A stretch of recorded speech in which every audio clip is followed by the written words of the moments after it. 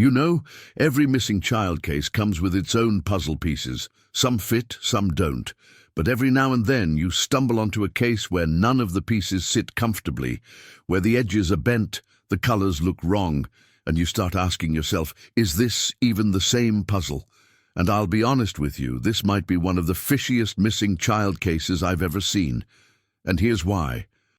But before we dive into the family, the timelines, the refusals, the shotguns, the strange silences, and the bizarre lack of evidence, I want to start with a question that's been nagging at me since day one. When a child disappears, do innocent families behave like this? Or if they truly had nothing to hide, would they act completely differently? Now again, everything in this video is opinion, interpretation, and analysis. Nothing more. But you're going to see that the pattern here is interesting, very interesting. The shotgun incident, a strange place to start. Let me paint a picture. A Daily Mail reporter walks up to Oak Park Station, the property where 4-year-old Gus Lamont vanished. No locked gate, no guard dogs, just open land. The journalist approaches the home, and out comes Josie Murray, the transgender grandparent, holding a pump-action shotgun. Not a broom, not a rake, not a can of bug spray. A shotgun. The reporter barely gets a word out before being screamed off the property. Out! You are trespassing. Get out. Are you deaf? Shut your face and get out. Look, I don't know about you, but if my 4-year-old grandson was missing and a reporter came to help get the story out, I'd probably walk out with a box of baby photos, not a firearm. But that's just me. Everyone reacts differently, right? Still, it's a question worth asking. Why greet the press with a shotgun instead of a plea for help? If this was genuinely a case of a boy wandering off, wouldn't the family want attention? Wouldn't they want the public engaged? Wouldn't they want every camera pointing at their missing child's face? Or, and this is the uncomfortable question, does attention feel dangerous when you have something to hide? Again, opinion only. But the behavior is odd. Very odd. The 3-hour delay. Why wait so long? Now let's rewind the events of September 27th, the day little Gus went missing. According to the family, Gus was outside playing in the sand around 5 p.m. His grandmother, Shannon Murray, says she called him at 5:30. He didn't respond. He didn't appear. And suddenly, allegedly, he was just gone. Okay, so what's the first thing a panicked family does? They search. But how long did they search before calling the police? 3 hours? Let me ask you something, and answer honestly. If your 4-year-old disappeared in the outback, a region filled with venomous snakes, wild pigs, disused mine shafts and open water, would you wait 3 hours before calling for help? 3 hours? Or would you be speed dialing every officer, neighbor, and emergency contact you had within the first 10 minutes? So here's the clever question. What exactly was happening during those 3 hours? Searching or something else?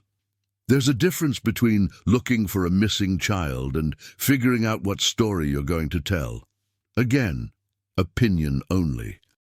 But you can't blame people for side-eyeing this. The silence of 4 adults. Why won't the family speak?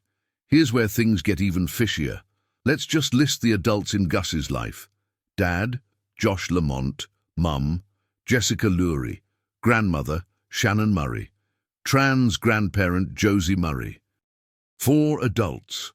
4 people who, in any other missing child case, would be front and center begging for answers, begging for help, begging for sightings. How many of them have spoken publicly?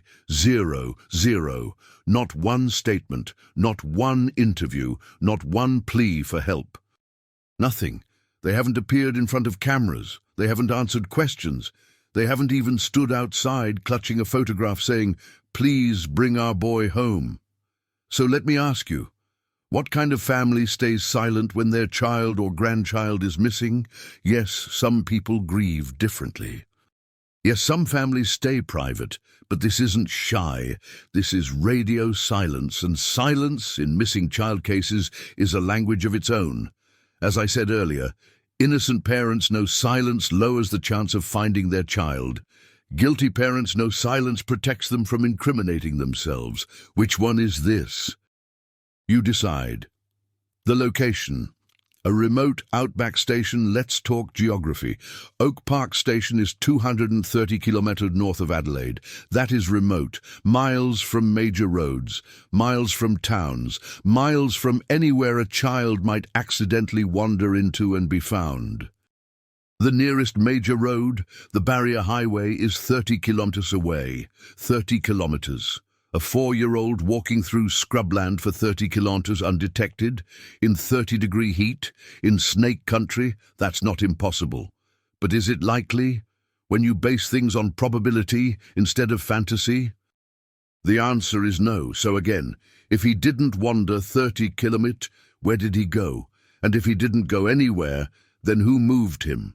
The search effort. The closer you look, the weirder it gets. Police began a 2-kilometre search radius. They searched intensely for 6 days. Then they scaled back. Then they widened the radius to 5 kilometres.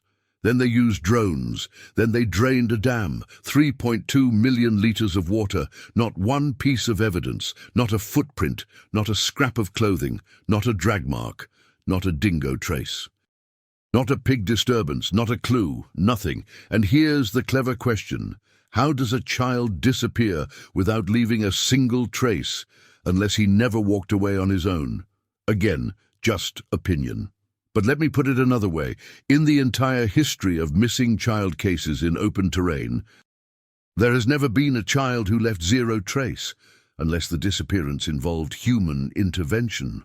Wandering leaves footprints, animals leave carnage, kidnappers leave tire tracks or disturbed dirt. But a deliberate cover-up, that leaves nothing. The family's behaviour, a parade of red flags. Let's go through this calmly. 1. No one is suspicious of anyone else. Isn't that strange? A 4-year-old vanished under the watch of one adult, Shannon. If you were the mother, wouldn't you demand answers? If you were the father, wouldn't you be furious? If you were the other grandparent, wouldn't you question decisions? Yet here, nothing. No finger-pointing, no confusion, no anger, no emotion, like everyone rehearsed the same script. Is that normal family behavior, or does it feel coordinated? You do too. No remorse. Where is the guilt? Where is the mother saying, if only I was there, or I should have been with him, or I never should have let him outside alone? Where is any sign of regret? There is none. Is that how loving parents behave, or is it how disconnected people behave? 3. The shotgun defense. Their excuse for the shotgun. Snakes. That's the story. A missing child, a reporter, and a pump-action shotgun because of snakes. Okay, let's ask the obvious. Who keeps a loaded shotgun by the door for snakes? And if snakes are that dangerous, why was a 4-year-old allowed to play outside alone? The story eats itself. The dam, the drones, and the no evidence of foul play line. Police drained a dam 600 meters from the home. Completely drained. Nothing. They reviewed drone footage, analyzed bird's-eye scans, checked vegetation. Nothing. And the official statement, there is no evidence of foul play. Of course there's no evidence. There's no evidence of anything. Not innocence, not guilt, not animal attack, not wandering. No evidence is not the same thing as no foul play. It simply means, whatever happened, someone did it clean. The mother's disappearance. Where is Jessica now? This part right here is one of the biggest red flags in the entire case. Jessica Lurie, Gus's mother, has not been seen publicly since September 27th. Not once, not walking outside, not thanking volunteers, not crying on camera, not posting online, not releasing a statement, nothing. She stayed at the station with her 1-year-old son, Ronnie. And then she vanished from public life. Let me ask you, what mother stays completely hidden after her 4-year-old disappears? Fear, shame, shock, embarrassment, or knowledge? We don't know, but the silence is louder than any statement she could have made. The strangest question of them all. And this is the question that keeps me up at night. Why hasn't anyone from the family begged the supposed kidnapper, if there is one, to return him? Not one. Please bring him home. We forgive you. Just drop him somewhere safe. Nothing. This is why I say everything here feels off. When all 4 adults refuse to speak, when no one shows emotion, when no one questions the others, when a reporter gets a shotgun instead of a plea, when a search turns up 0 evidence, when the mother disappears from public view, and when everyone waits 3 silent hours before calling police. You can call it coincidence, or you can call it what your instincts are screaming at you. Something isn't right here. And again, everything said here is opinion, but it's an opinion shared by thousands. The final red flag, and it's a big one. Investigators said, "We found no evidence of foul play." But here's the real question. Did they find any evidence of innocence? Because a child wandering off leaves evidence. Animal attacks leave evidence. Kidnappings leave evidence. Total silence leaves none. And complete lack of evidence in any direction is rarely a sign of innocence. It's a sign of control. It's a sign of planning. It's a sign of someone managing a scene. And that, to me, in my opinion, is the biggest red flag of them all. If you want me to continue digging into this case, breaking down timelines, behavior patterns, and comparing this to other suspicious disappearances, hit like, comment your theories, and share this video. Until next time, stay observant, stay curious, and stay true.